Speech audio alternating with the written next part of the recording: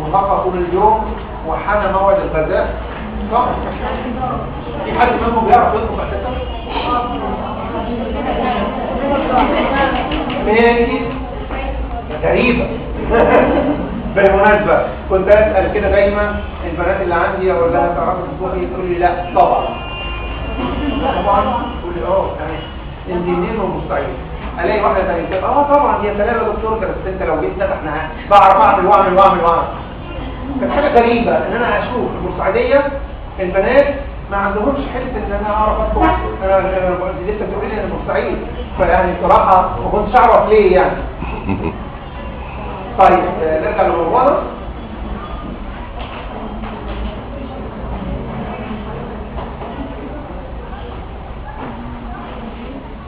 بالنسبه يبقى اول حاجه احنا قلناها ايه؟ ان هو وجود مشروع لديه مؤمن به وطني حقيقي وليه رؤيه بغض النظر عن المفاضله بين البرامج وبعضها.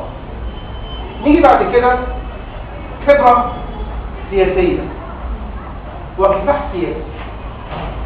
تيجي واحد ما يعرفش حاجه خالص، زي ما احنا شفنا كده كان في واحد متقدم بين عجلاتي وواحد تاني صح؟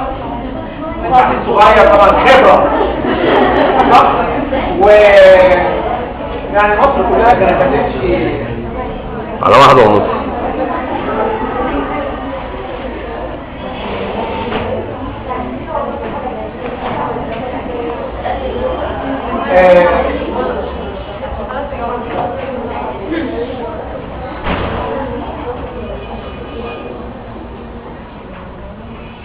نقصد هنا بس الخبرة السياسية.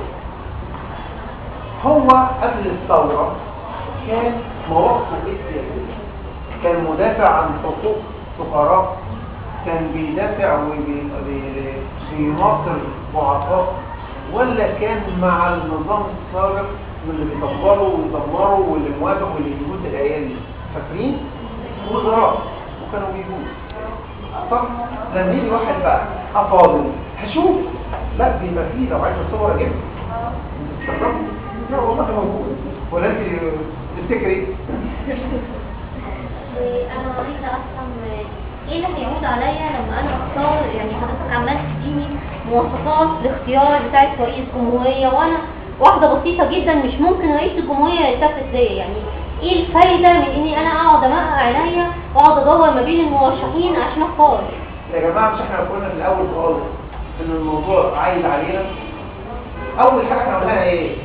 فاكرين؟ الاول كنا بنقول ايه؟ مفيش فايده، ملوش لازمه، مين اللي يتخرج ويشتغل؟ انما بعد كده قلنا ايه؟ هناك امل. بعد كده برضه مفيش امل ان شاء الله. يبقى ملوش لازمه تكملي الحياه. هو ايه اللي اتغير؟ يعني انا قالوا طلع برضه ناس واقنعونا ان نعمل التعديلات الدستوريه واكدوا البراهين وطلعت غلط، وطلع ناس قالوا حريه وعداله وناس عارفين ربنا وهيتقوا ربنا فينا وطلعت غلط. وزي ما حد ممكن يسمعنا برئيس ونختار ونقول ايوه هو ده ونقول فيه الشروط اللي حضرتك بتقولها ويفضل قاعد موجود. طيب برافو عليك. يعني لحظه واحده بعدين انت لسه بتقولي من كلامك انا هاخد كلمه واحده حد يقنعنا الرئيس لو سمحت. ما هم هكمل بس انا باخد من كلامك بعدين. انا بتكلم في الحته دي. هم قالوا لنا ان احنا لما نقول نعم يبقى كذا. لو هم قالوا ما قالوش انا ليا وجهه نظري وبالتالي هكمل كلامي بعدين. احنا موجودين النهارده انا معاكم.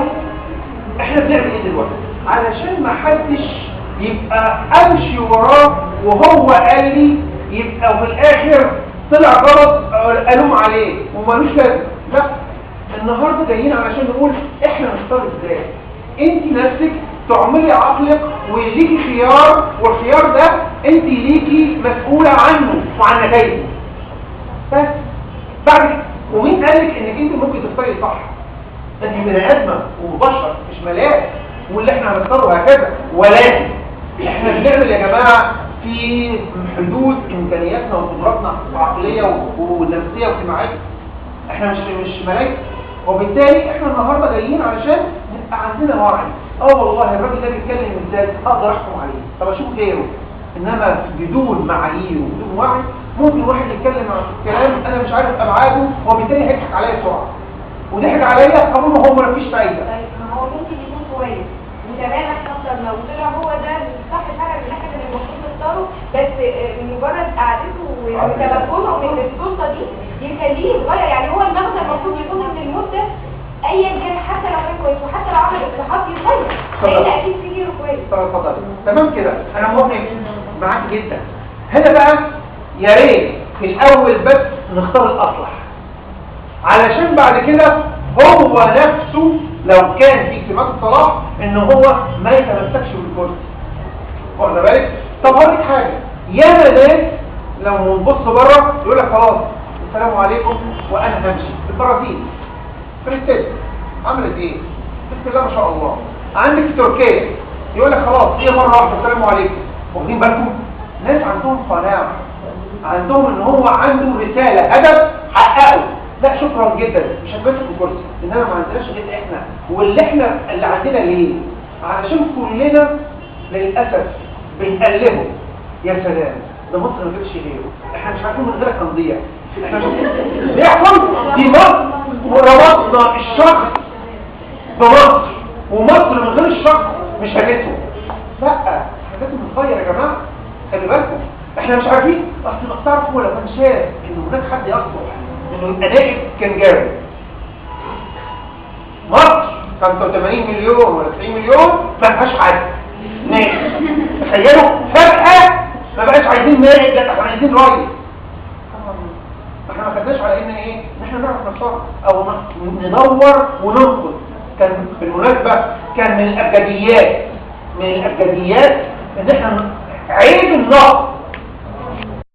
عيب يا ولد، عيب يا بنت، اسمعي اسكتي افهمي اكتبي. حتى كده الكلام بتاعنا من اول الاولى ابتدائي لحد ما نتخرج من الجامعه.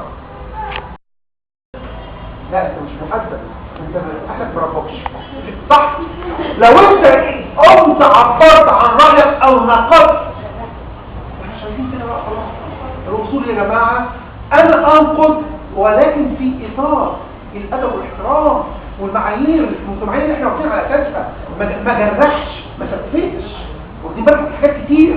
وبالتالي خلي بالي ان انا بالطريقه دي ان ما كنت بقى وصلت لدرجه ومفيش فايده وهم قالوا لنا وحصل. ومين قال لك الثوره بتاعتنا مشيت في اتجاهها الصحيح من ساعه ما هم 18 يوم يا بنتي شفت الناس كلهم اشادوا بيها واللي يتفقوا عليها الفكر. احنا نبني ان ربنا يكرم ان احنا نوصل ان يكون في حد يعيد المعايير لتوافق علشان ربنا يكرم الدنيا تتحسن بينا. نرجع للموضوع عشان انت خدتيني الحاجات كتير وهديك حساب معايا بعدين. انا بتكلم معاكي زي بنتي، سعيد بوجودك يعني. بالنسبه احنا قلنا اول حاجه المشروع ورؤيه عامه. عايز اخلص معلش عشان انا عارف ان كنتوا عايزين تتغدوا.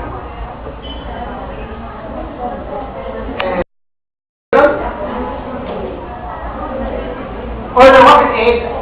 فاكرين واحد؟ التمثل المتكامل الشخصيه المتكامله. نمره 2 عنده رؤيه ومشروع قومي.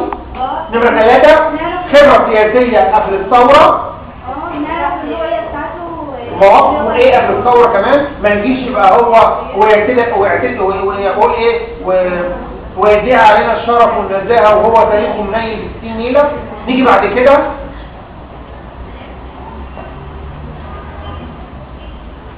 اتفاق فكري مع مبادئ الثوره. يعني هو تخيلوا كده احنا قمنا بمظاهره وقمنا الثوره على حسني مبارك، وحسني مبارك جاب عمر سليمان وما رضيناش وقلنا لا وهنغير النظام وشيلنا عمر سليمان وحسني مبارك وبعد كده جالنا عمر سليمان. والناس تقول ايه؟ وين يا جماعه خليه معروف والناس اللي هتختار. يا جماعه ده متفق مع الثوره. الثوره طلعت عشان تغير مين؟ النظام، وده من اعلام النظام. طب هو وفقا لهذا القانون يا جماعة، وفقا لهذا القانون حسني مبارك الى الان لم يدان، صح؟ وبالتالي طالما مفيش ادانه ما نزلش الانتخابات ليه؟ صح؟ يبقى خلاص، يبقى طالما ما خدش حكم وما ادانش